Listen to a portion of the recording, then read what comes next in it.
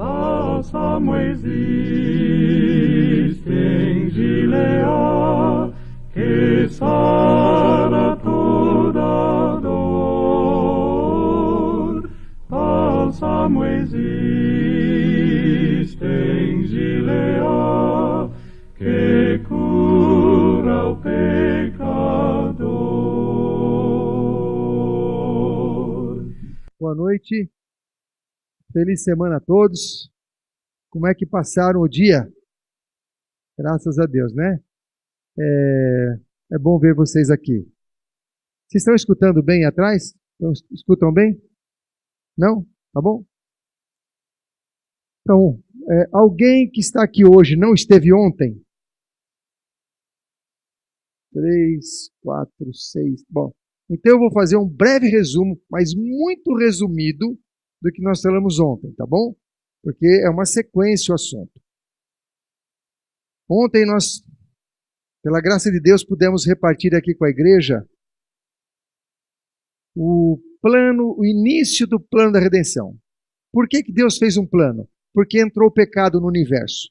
E o pecado entrou no céu. Começou no céu, mas afetou todo o universo. Deus poderia ter terminado isso de uma forma arbitrária, mas ele resolveu colocar isso no banco dos réus para ser julgado, se ele estava certo ou não. Então ele permitiu que o mal se desenvolvesse para que suas criaturas livres pudessem escolher a quem servir. Nunca havia mal, nunca tinha existido mal no universo. Os anjos ficaram com simpatia a Lúcifer até a cruz. Você vê como o engano foi muito forte. Até a cruz eles tinham dúvidas sobre o plano de Satanás. E hoje essa batalha continua. Ela começou contra a lei de Deus no céu e continuará até o fim contra a lei de Deus. A lei de Deus é a abnegação e a lei do inimigo é o egoísmo. O Senhor está baseado, o seu governo está baseado no amor, que só pode existir no livre-arbítrio, e o governo de Satanás está baseado no egoísmo, que está baseado no eu, né? O eu, egocentrismo, egoísmo, na imposição, na lei do mais forte, sem amor e sem liberdade. Hoje, quando nós vamos a um tribunal, o juiz decide quem está certo, não é? Não é assim?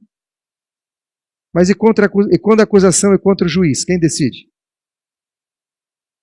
A acusação do universo, a acusação de Satanás perante o universo, foi contra o juiz de toda a terra. E agora? Quem está certo? E a acusação de Satanás é que a lei de Deus é impossível de ser guardada. Ela é impossível de ser obedecida. E como eu mostrei ontem, só tem um jeito de mostrar isso.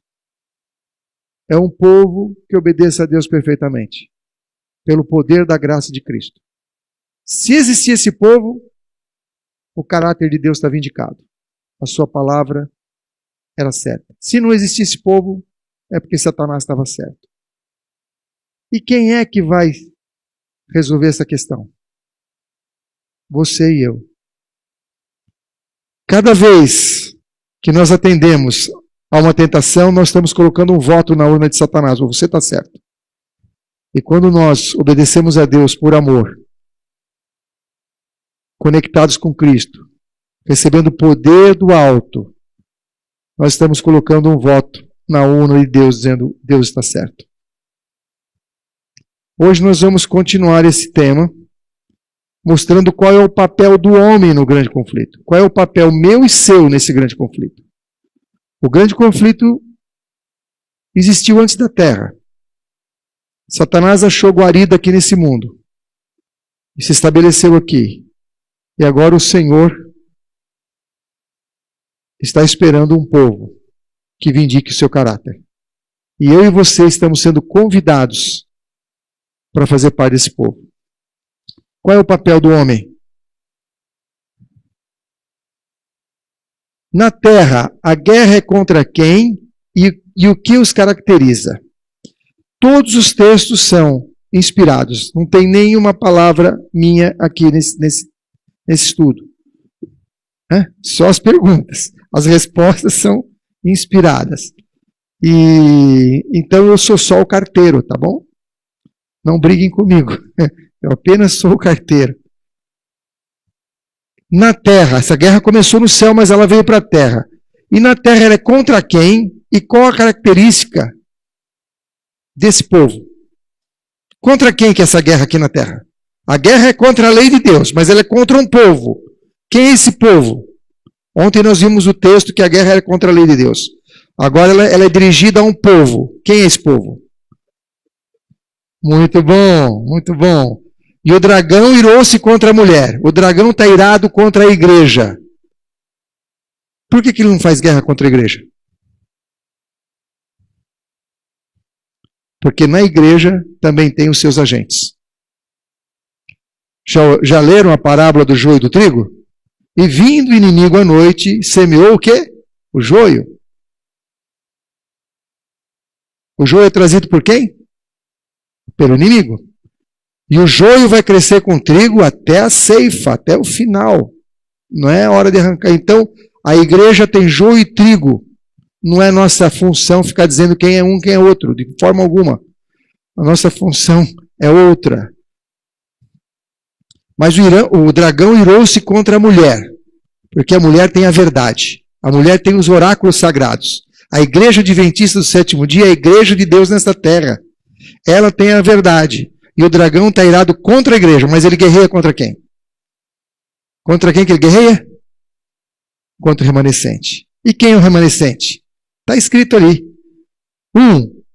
São os que guardam os mandamentos de Deus. 2, tem o testemunho de Jesus.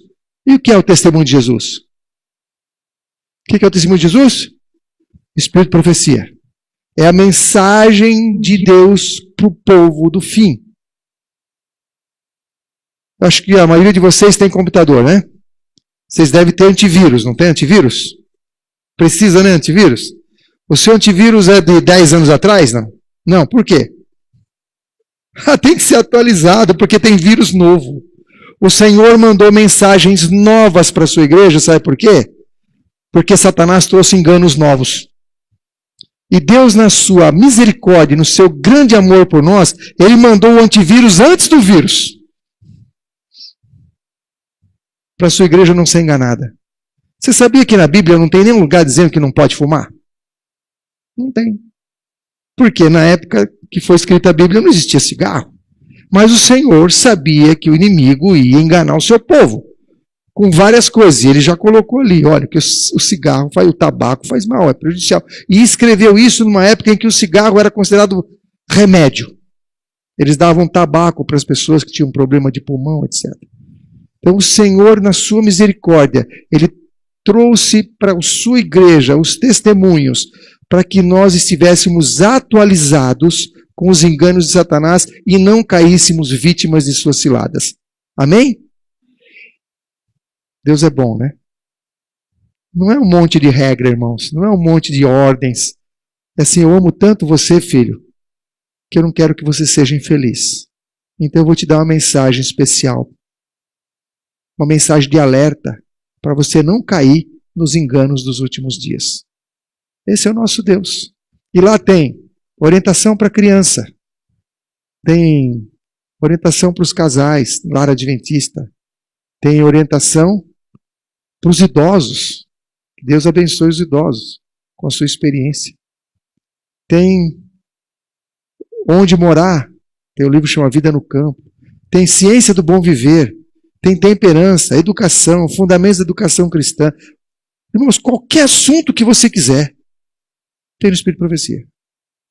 Como namorar, como casar, como cuidar do idoso, que tamanho que tem que ser a sua casa. Sabia que tem isso? Onde deve ser a sua casa, como ensinar a criança, em que idade a criança deve ir para a escola. Tem tudo lá. Como se alimentar, como dormir. Tudo. Deus é tão detalhista, irmão. Sabe por quê? Porque Ele nos ama. Ele quer a nossa felicidade. Falou, filho, ó, eu vou dar para você um manual de felicidade. Aí deu os testemunhos. Tem 9 volumes que chama Testemunhos para a Igreja. É testemunhos para quem? Para quem que é testemunhos? Para a igreja. Quem é a igreja? Testemunhos para nós. São 9 volumes. Se você ainda não leu, faça planos de ler. Tem um livro que chama Mensagem aos Jovens. Não deixa para ler na minha idade. Porque aí você tem que ler Conselhos para os Idosos. Mensagem aos Jovens é para você nessa idade. É uma bênção. Uma bênção. Uma bênção. Característica do remanescente. Guarda os mandamentos de Deus e tenha o testemunho de Jesus. Não é ter na estante. Não é ter na prateleira. Tem aonde? Tem no coração. Aplica na sua vida.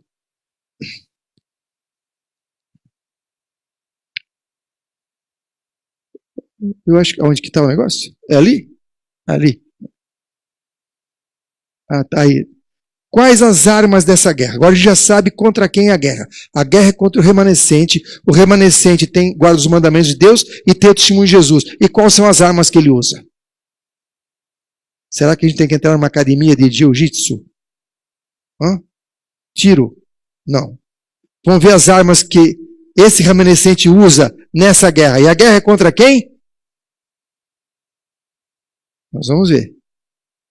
Porque as armas da nossa milícia não são carnais, ou seja, não é espada, não é bazuca, mas sim poderosas em Deus para destruição das fortalezas. Destruindo o quê? O que vai destruir? Conselhos. Que conselhos? Conselhos do mal. Não precisa seguir isso não, isso era para o tempo da Ellen White. Você já ouviu alguém falando isso? Já ouviu falando? Já ouviu? Isso não é para nós hoje, isso era para o tempo da Ellen White. As armas são para destruir conselhos desse tipo e outros mais. E toda altivez que se levanta contra o conhecimento de Deus, e levando cativo todo entendimento, levando cativo o quê? A obediência de Cristo. E estando prontos para vingar a desobediência, toda desobediência, quando for cumprido o quê? A vossa obediência. Irmãos, você sabe qual é a arma nessa guerra? É a obediência. Por quê? O que o inimigo fala? Que é impossível obedecer a Deus. Qual é a guerra? Qual é a arma? Obedeça. Você vai desmontar ele. Eu coordenava um curso numa cidade, interior de São Paulo, um curso de Sistemas de Informação. E um dia entrou uma aluna na minha sala, muito brava, muito brava. Ela era um tipo bem especial de pessoa. E ela falou assim, em vez de me chamar de professor, como todos chamavam, ela me chamou de Maurão. Pra você tem uma ideia? Maurão, eu vou arrebentar a cara do Miguel. Eu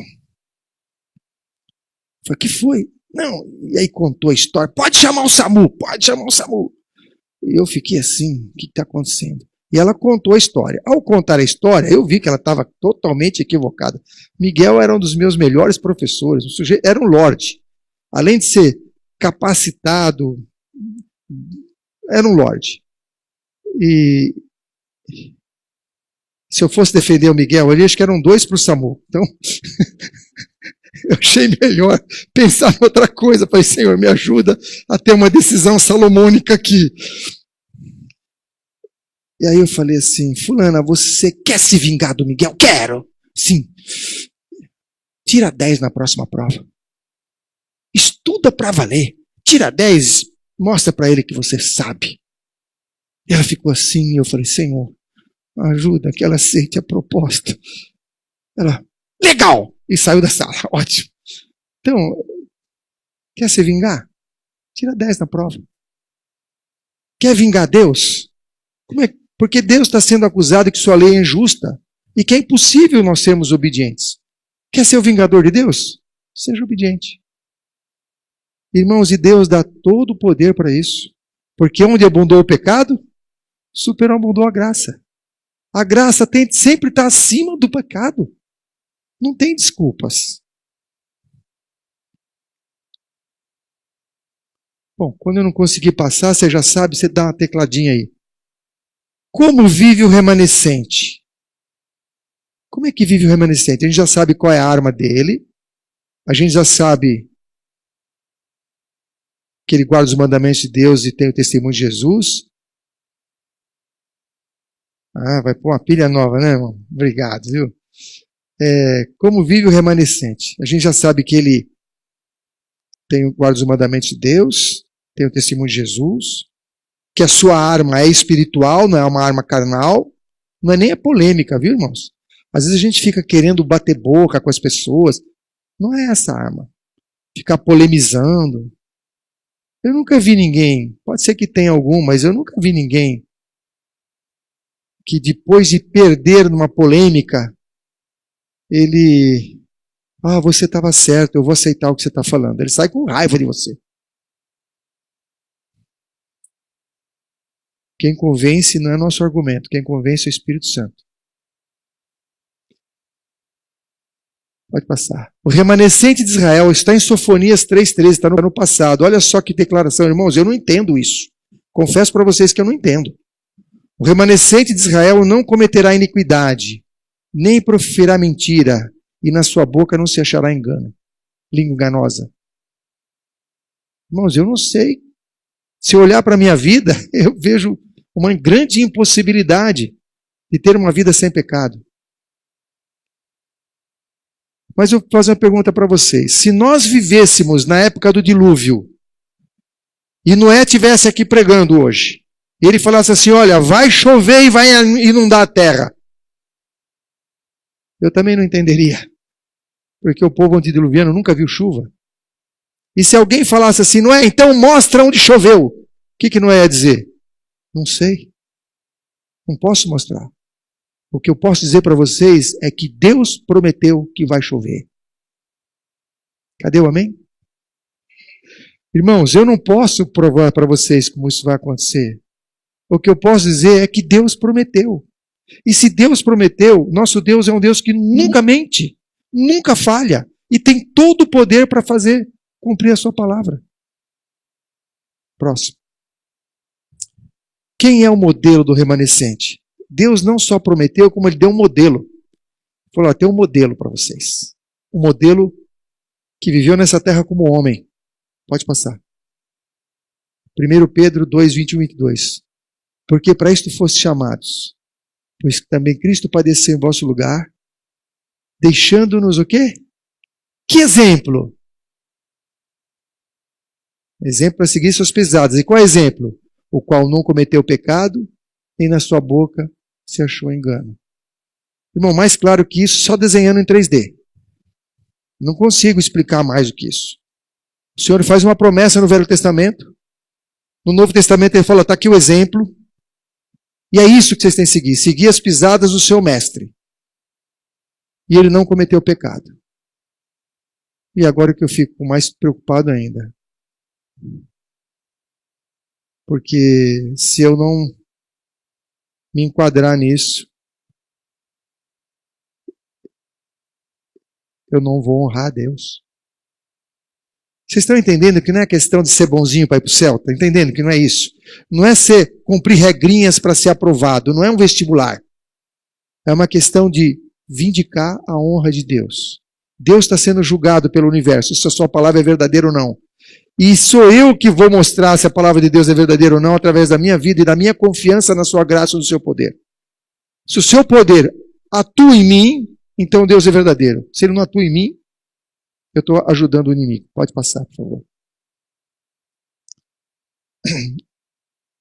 A Gabi lembrou aqui, a Gabi é meu HD externo, é minha esposa, viu?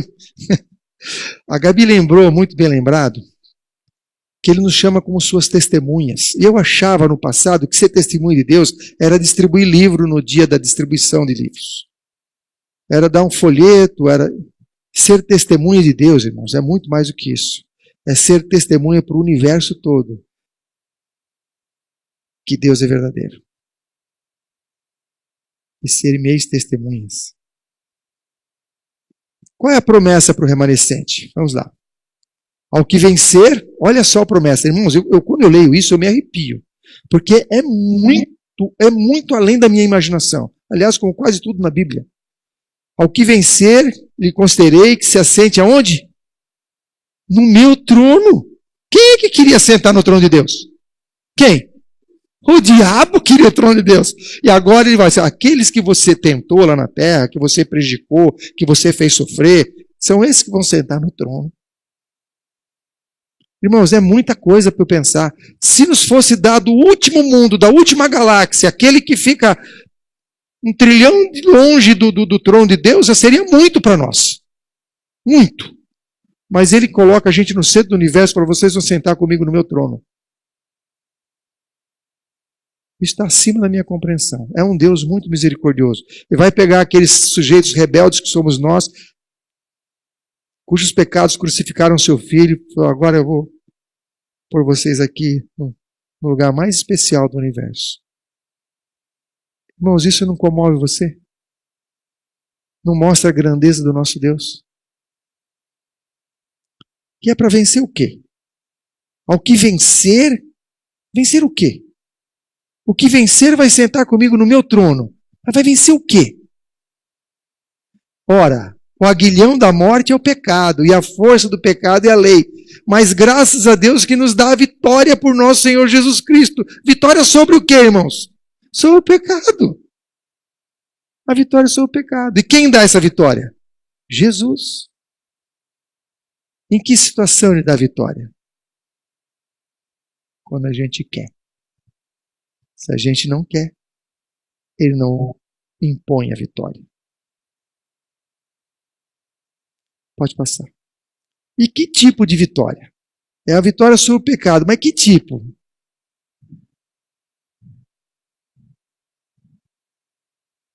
Meia boca, assim, aquela...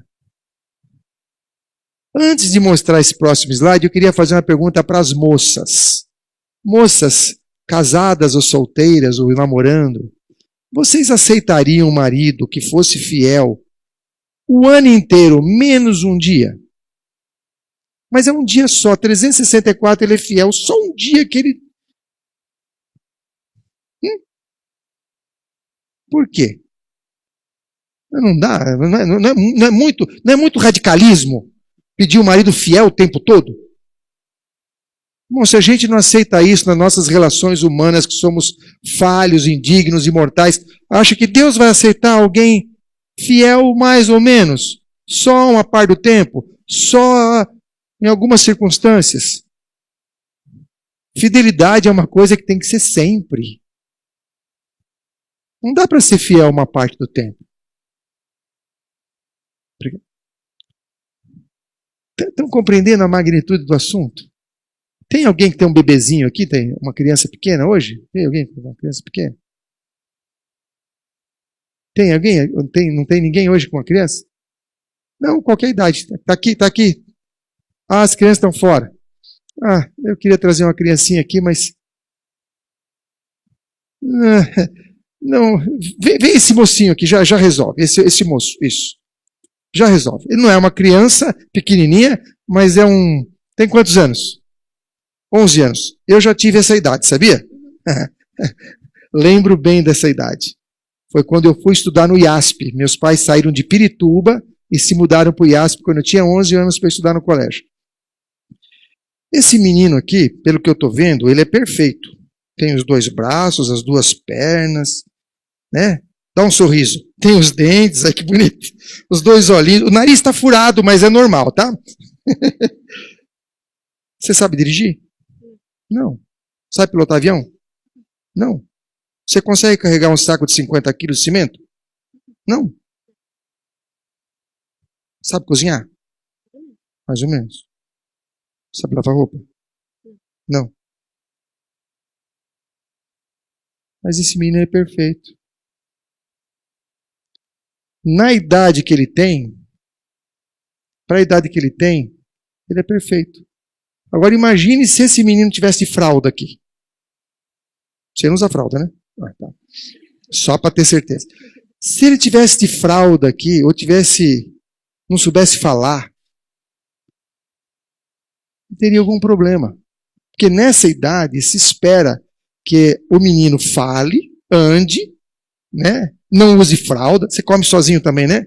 Come sozinho.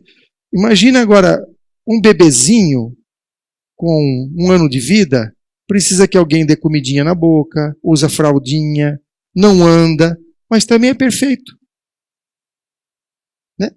Agora, se chegar com 30 anos e não dirigir, também já é complicado, né? Você vai... Obrigado, viu? Vocês... Alguns não querem, mas não consegue, alguma coisa está complicada. Vocês estão entendendo que ele é perfeito na idade dele para as coisas que ele é capaz de fazer. Um bebezinho é perfeito na idade dele nas coisas que ele é capaz de fazer. Se essa criança estivesse usando fralda, ia ser um terror. Quando a Bíblia fala que você tem que ser perfeito, é na sua esfera. É naquilo que você é capaz de fazer. Deus não vai pedir que a gente voe. Nós não somos anjo para voar. Ele não vai pedir que você faça algo que você não sabe, a menos que você desprezou o conhecimento. Muitas pessoas serão consideradas perfeitas e estarão no céu sem nunca ter guardado um sábado. Sabe por quê? Porque não sabiam que o sábado era para guardar. Agora, quando a gente sabe e não faz, aí está o problema, irmão. Esse é o problema. Quando você sabe e escolhe não fazer, aí não tem jeito. Aí que desculpa você vai dar? Ah, Senhor, eu sabia, mas o que, filho? Mas eu não fiz. Mas por que você não fez? Sabia? Não? É porque eu escolhi fazer o que eu queria. E o que é isso? Isso é o eu que está mandando. Fazer a própria vontade e não a de Deus. Então, irmãos, não pense em perfeição absoluta, porque perfeição absoluta é um atributo só de Deus. Só Deus tem perfeição absoluta. Nem os anjos no céu têm perfeição absoluta. Sabe por quê? Porque eles estão aprendendo. E quando nós formos para o céu, nós vamos continuar aprendendo pela eternidade. E se eu tenho que aprender alguma coisa, é porque eu não sei alguma coisa. E se eu não sei alguma coisa, é porque eu não sou perfeito. Então a perfeição absoluta é só de Deus, que não precisa aprender nada. Quando eu falo assim, perfeito, quando a Bíblia diz perfeito, é alguém que anda em toda a luz conhecida. É alguém que não é rebelde. O que é rebelião? Rebelião é saber o que é certo e fazer o que é errado. Isso é rebelião. Deixa eu passar. Que tipo de vitória? Até que cheguemos à unidade da fé, ao conhecimento do Filho de Deus, ao homem perfeito, à medida da estatura completa de Cristo. Esse é o tipo de vitória. Deus quer homens perfeitos, que andem em todo o conhecimento que Deus lhe deu. Irmãos, é por isso que a gente não pode criticar ninguém. É por isso que a gente não pode julgar. Porque a gente não sabe o que o outro sabe. A gente não conhece o que o outro teve capacidade de compreender. Eu fui com meu pai almoçar essa semana passada. Aí tinha lá no self-service, lá em Minas eles chamam de serve-serve. Estava lá no serve-serve e meu pai pegou peixe frito. Eu falei, pai, você não vai perguntar que peixe é? Ele falou, não, está bem fritinho. Meu pai tem 88 anos.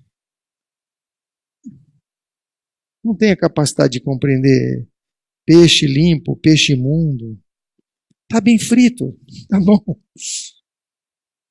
Deus é que vai julgar a capacidade dele compreender isso. Eu não posso falar, tá vendo?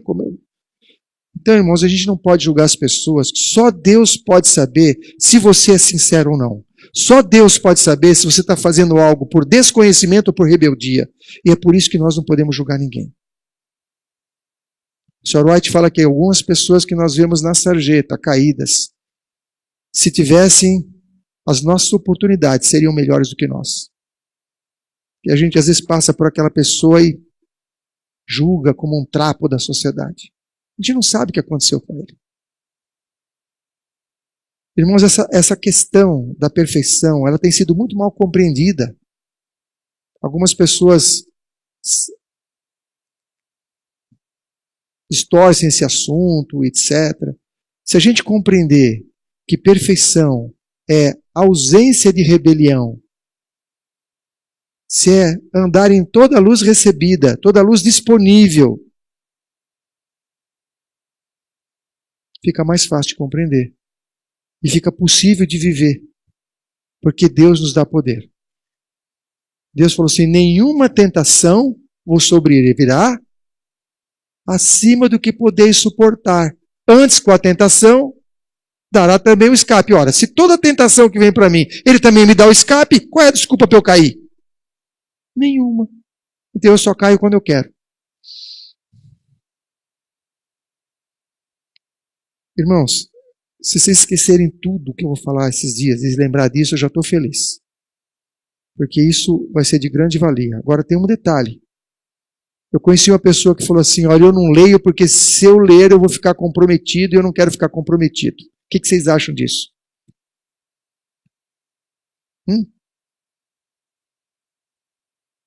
Oi? Exatamente, mas nem no mundo ímpio você pode alegar o desconhecimento da lei, porque ela está em todo lugar. Está disponível para todas as pessoas. Você falou que ia sentar no primeiro banco ontem, lembra? Eu sentou na metade, tá bom. Fico feliz. Obrigado por ter vindo.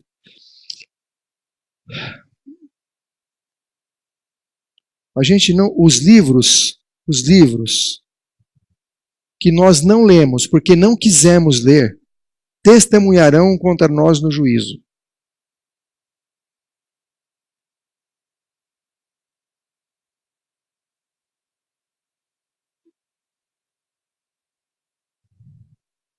Isso mesmo. Muito obrigado, irmão. Se nessa terra, com a nossa injustiça, já se age dessa forma, imagina o juiz de toda a terra. Não, eu não sabia. Tá lá, filho, eu mandei para você. Lá, 70 anos eu mandei uma senhora escrever, uma jovenzinha, começou com 17 anos e foi até a velhice, escrevendo à luz de lamparina, escreveu mais de 100 mil páginas para te avisar e você não leu? O que você fez? Olha, eu assinei lá o Netflix lá e não tinha tempo. Fica, não cola. Aí eu estava muito envolvido com o meu trabalho, eu estava lá fazendo pós-graduação, estudando para o concurso. Filho, mas isso tudo vai queimar, o seu diploma vai queimar. Você não se preocupou em primeiro lugar com o reino de Deus? Buscai, pois, o primeiro lugar, o reino de Deus e sua justiça, e as outras coisas você não acrescentar. Você foi buscar as outras coisas, esqueceu o reino de Deus, e agora? Irmãos, a gente não vai ter justificativa. Então eu vou fazer um apelo para vocês. Destaca 1 hora por dia para ler o Espírito de Profecia e a Bíblia. 1 horinha. A gente tem 24. 1 hora. O ideal é que fosse a primeira hora da manhã. E se você tiver essa primeira hora da manhã para ler, seu dia vai ser uma bênção. Você já vai energizado com a palavra de Deus. Agora, sabe o que precisa para a gente ler 1 hora de manhã? A gente precisa dormir cedo. E para dormir cedo a gente tem que desligar algumas coisas. Aliás, nos desafios que eu fiz ontem, alguns não estavam, né? Eu esqueci de uma coisa muito importante. É que a gente nem considera mais isso como fazendo parte da vida cristã. Eu não me lembrei. É deixar a televisão por esses 7 dias. A gente propôs um jejum de 7 dias. Para quem não estava aqui. Um jejum até sábado. Sem carne, só esses 7 dias. Sem açúcar. Mel pode, viu, irmãos? Mel, tudo bem. Mel é um alimento maravilhoso. Sem navegar na internet para redes sociais, bobagens, esse negócio, serviço, falar com um parente, dar um recado, não é problema. O problema é ficar lá e bate-papo sem sentido, só perdendo tempo, coisas fofoquinha, sem crítica, inclusive para o pregador, tá? Isso é uma defesa própria. Sem crítica. E agora sem TV. E sem música. Sem música nenhuma. Sem música nenhuma. Nem religiosa. Não sou contra a música, por favor. Mas tem pessoas viciadas em música e aí não param para pensar, não deixam, não meditam, não conseguem ouvir a voz do Espírito, porque está toda hora a música tocando no seu ouvido. Escute um pouco o silêncio. Medite. Você está no carro, em vez de pôr música, vai conversando com o seu anjo. Você sabia que tem um anjo que te acompanha desde que você nasceu? Aliás, desde que sua mãe engravidou? Conversa com ele. Não é para orar para o anjo. Não estou falando isso. Conversa com o anjo como se fosse seu amigo do seu lado. Se quiser, põe um nome nele. Eu pedi licença e pus um nome no meu anjo, que é desagradável conversar com a pessoa sem nome. Eu pedi licença, olha, até que a gente saiba, né? Se conheça. Eu vou conversando contigo e você vai trocando umas ideias com ele e você vai descobrir uma coisa, tem lugar que ele não gosta de ir. Ele não gosta de ir em certos lugares. Aí você não vai levar seu anjo para um lugar. Não dá. Tem coisas que ele não gosta de assistir também. Mas tem coisas que ele gosta muito. Aí você imagina um anjo que contempla Deus, está lá no céu, aí você vai levar para um lugar horrível aqui? Não dá. Não vai submeter seu anjo a essa tortura. Com certeza ele está feliz e está com você hoje aqui. Com certeza. Eu não estou vendo, irmão, mas eu imagino eles todos com um sorrisão assim. Ó. Feliz que você está na casa de Deus. Pode passar. Será essa vitória possível? Será possível? Vamos ver se tem uma promessa sobre isso. Deus terá um povo zeloso de boas obras que permanecerá firme entre as corrupções desse século degenerado.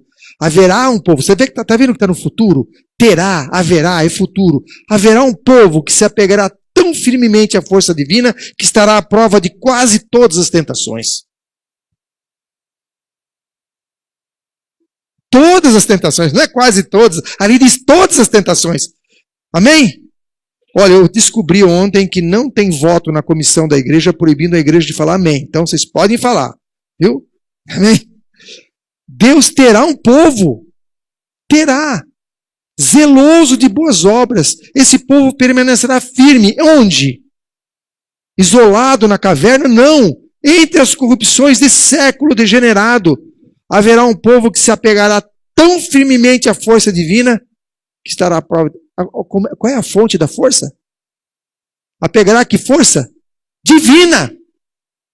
Não é sua própria força, você pegará a força divina que estará à prova. Gente, nós temos o Rei do Universo do nosso lado, nós temos o Senhor, se preciso for, mandará todas as legiões de anjos do céu para socorrer uma alma em luta.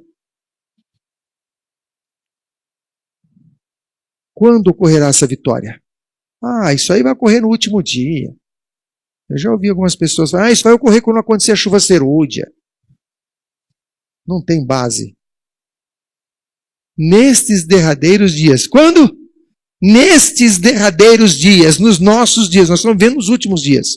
Quando prevalece a iniquidade e o amor de muitos esfria. O que prevalece? A iniquidade. E o amor de muitos esfria. É nesse tempo que Deus terá um povo que lhe glorifique o nome e se imponha como reprovador da injustiça. São um povo peculiar. O quê? Leal à lei de Deus. Amém? Irmãos, Deus chamou você para fazer parte desse povo. Não é para você entrar na igreja, para ter entretenimento. O que a gente precisa fazer para atrair os jovens? O que precisa fazer? Gente, a gente precisa dizer para eles que eles são um povo peculiar e tem que ser fiel à lei de Deus para representar o cara de Deus no mundo. É isso que eles precisam. Não precisa ficar fazendo festinha, pizzada, sorvete. Não é isso que atrai. Gente, métodos carnais atraem pessoas carnais. Métodos espirituais atraem pessoas espirituais. Quem já foi pescador aqui? A isca que você põe é para o peixe que você quer pegar. Você não vai pôr milho para pegar traíra. Vai pegar uma traíra com milho. Você põe o que para pegar traíra? Põe lambari. Você quer pôr coisas do mundo para pegar pessoas espirituais? Não vai pegar nenhum. O que você vai encher a igreja de joio? Traz mais joio. Vamos pôr música, com bateria, com farra. Vamos para isso, vamos fazer festa. Aí enche a igreja de joio. Na sua misericórdia, Deus ainda traz alguns trigos. Na sua misericórdia. Mas a senhora White fala que onde nós temos uma conversão, deveria ter 100. Porque nós não estamos usando a isca certa. E qual que é a isca certa? Qual que é a isca certa? É o amor de Deus. Não tem outra isca, irmãos. A gente tem que ser movido pelo amor de Deus. É o amor de Deus na cruz do Calvário que vai mover os corações. Não é nada de entretenimento, não é nada de festa, disso, daquilo. Trata o jovem com amor, trata as pessoas com dignidade, com respeito, com carinho, com mansidão, mas mostre a verdade. Não baixa o padrão. Não baixa, o padrão é elevado, o padrão é alto. Aí você vai atrair as pessoas espirituais que estão buscando isso. Padrão de Daniel, padrão de Sadraque, Mesaque e Abednego, padrão de João Batista. Esse é o padrão.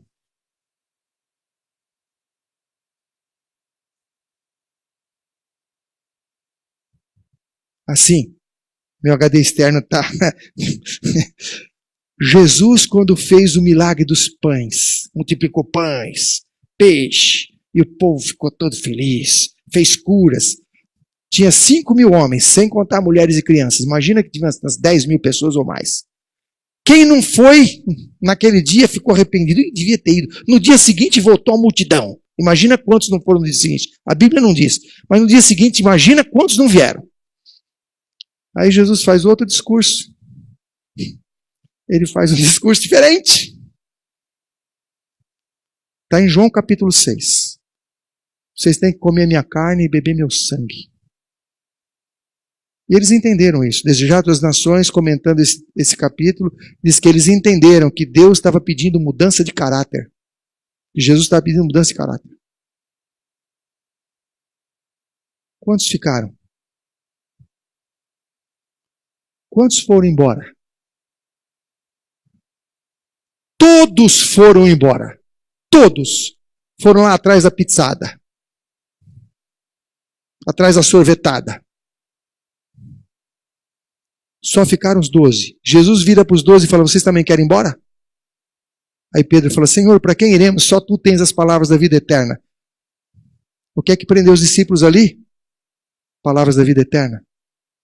Irmãos, popularidade, ser popular, encher a igreja, no Universal, tá cheio de gente lá, tá cheio de gente. Se eu fizer um sorteio aqui de um iPad, de um iPhone 8, todo mundo que vier aqui essa semana vai ganhar um iPad 8, um iPhone 8. Você não vai ter lugar aqui. Adianta. Vou sortear uma viagem para o Caribe. Também não é isso que tem que mover as pessoas. Tem que mover as pessoas é o amor de Deus. As palavras da vida eterna. Nós perdemos um pouco o foco, irmãos. O jovem quer coerência. 70% dos jovens adventistas nascidos na igreja se apostatam. 70%. E a pesquisa, que não é no Brasil, mas serve para nós, diz que a maior razão é porque eles veem incoerência nos pais e nos líderes. Sabe o que é isso? Incoerência? Veem que os líderes falam uma coisa e vivem de forma diferente. Veem que os pais falam uma coisa e vivem de forma diferente. É isso que os tiram da igreja. Não é falta de lazer, não é falta de festinha.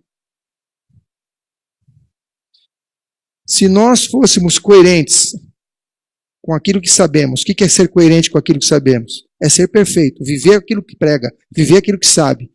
Esses filhos não sairiam da igreja. Que o Senhor nos ajude, irmãos, nesses derradeiros dias, a ser parte desse povo. E por que há necessidade de um remanescente fiel? Por que tem necessidade? Nós falamos isso já, mas eu quero mostrar o texto para vocês. A honra de Deus, a honra de Cristo, acha-se envolvida na perfeição do caráter do seu povo. Desejados das Nações, 671. O que tem a ver a honra de Deus com o meu caráter? Tudo a ver. Porque Deus está sendo julgado por uma acusação falsa de Satanás que depende da gente para provar. A honra de Deus, a honra de Cristo, são palavras minhas não, isso aqui são inspiradas. Acha-se envolvida na perfeição do caráter do seu povo. Você quer defender? Quando eu era menino, cadê o menino de 11 anos que veio aqui? Na sua idade, eu briguei algumas vezes na rua. Não aconselho que você faça isso não. Algumas vezes eu briguei na rua. E brigava até com um menino maior do que eu. E sabe qual que era o que disparava a briga? Uma coisa só me fazia brigar com o moleque mais forte, porque eu não era bobo, né? Enfrentar o moleque mais forte para eu apanhar. Quem que gosta de apanhar? Mas tinha uma coisa que não me detinha nem com o moleque mais forte. Quem pode imaginar o que é? Xingar a mãe. Xingou a mãe, eu ia para cima. Saía todo arrebentado, mas ia para cima. Ia defender a honra da minha mãe. Deus quer esse povo hoje, que defenda a sua honra. Que vá para cima. Como é que a gente vai para cima? Não é com murro. É com quê? Com quê? Com obediência. E Deus dá esse poder para nós. Fala, filho, eu te dou o poder. Você só precisa escolher. Mais um. Tendo por certo isto mesmo, que aquele que em vós começou a boa obra, a aperfeiçoará até o dia de Jesus Cristo. Amém? Tendo por certo, isso é certo, aquele que começou a boa obra em você e em mim, ele vai aperfeiçoar até o dia de Jesus Cristo. Amém? Irmãos, essa obra Deus faz em nós, se nós permitirmos, se nós usarmos os métodos que Ele nos deu, que é a comunhão, que é estudo da palavra, oração, testemunho. Ele vai operar em nós o querer efetuar. Amanhã eu vou falar sobre o como. Como a gente consegue isso? Hoje eu falei o que, amanhã eu vou falar o como. Não falte amanhã, é muito importante o como. Que o Senhor nos abençoe. Amém? A Gabi vai relembrar o verso que nós cantamos hoje, que Deus tem um povo especial, que é este povo aqui.